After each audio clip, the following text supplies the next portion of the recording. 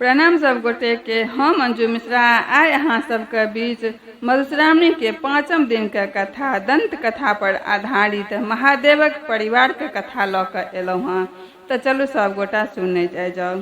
कोशिश करै छी अहाँ सबके नीक लागत तो लाइक कऽ देबै, हमर चैनल के सब्सक्राइब कऽ लेब, किछु त्रुटि भऽ जायत तो क्षमा कऽ देब।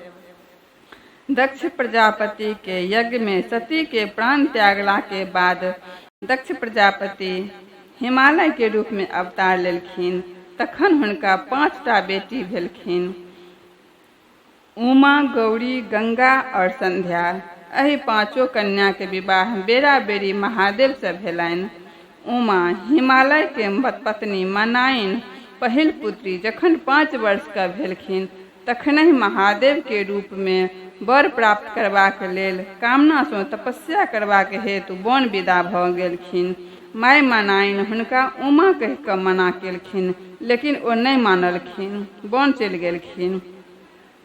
तखने हुनकर नाम उमा पड़ि गेलनि।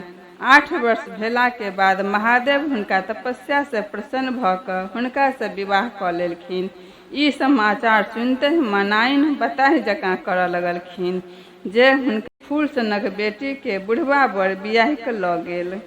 पार्वती हिमालय के दोसर बेटी पार्वती भेलखिन। हुनको बड़ी उमे जकाँ छलनि। ओहो थोड़बे दिन में विवाह के योग्य भऽ गेलखिन। पार्वती एक दिन फूल तोड़ै के लेल सखी सबके संग कनक शिखर पर गेलखिन। ओतय ओ एकटा बूढ़ व्यक्ति के देखलखिन जकरा पाकल पाकल बड़का बड़का केश छलै, बड़का बड़का दाँत छलै। ओ बसहा पर चढ़ल डमरू बजबैत छलै।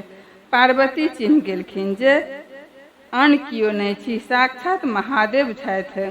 पार्वती सखी सबके मना केला के बाद ओकरा सबके घर विदा कऽ देलखिन।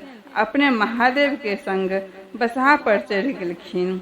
सखी सब आब मनाइन के सब बात कहलखिन। ओ अपन कपार पीटऽ लगलखिन जे हमरा कपार में की लिखल अछि जे एना भऽ जाइत अछि, किंतु आब जे भऽ गेल तकर कोनो उपाय तऽ अछि नहि। गंगा हिमालय के तेसर बेटी गंगा भेलखिन। ओहो जखन पैघ भेलखिन तखन एक दिन महादेव भिखारी के रूप में आबि कऽ गंगा के अपन जटा में नुका कऽ भागि गेलखिन। मनाइन जखन ई बुझलखिन तऽ फेर माथ कपार पीटऽ लगलखिन जे ई बुढ़वा के यह धंधा अछि जे हमर बेटी सबके चोरा के लऽ जाकऽ विवाह कऽ लैत अछि। तहिए से गंगा सदखन महादेव के जटा में रहऽ लगलखिन।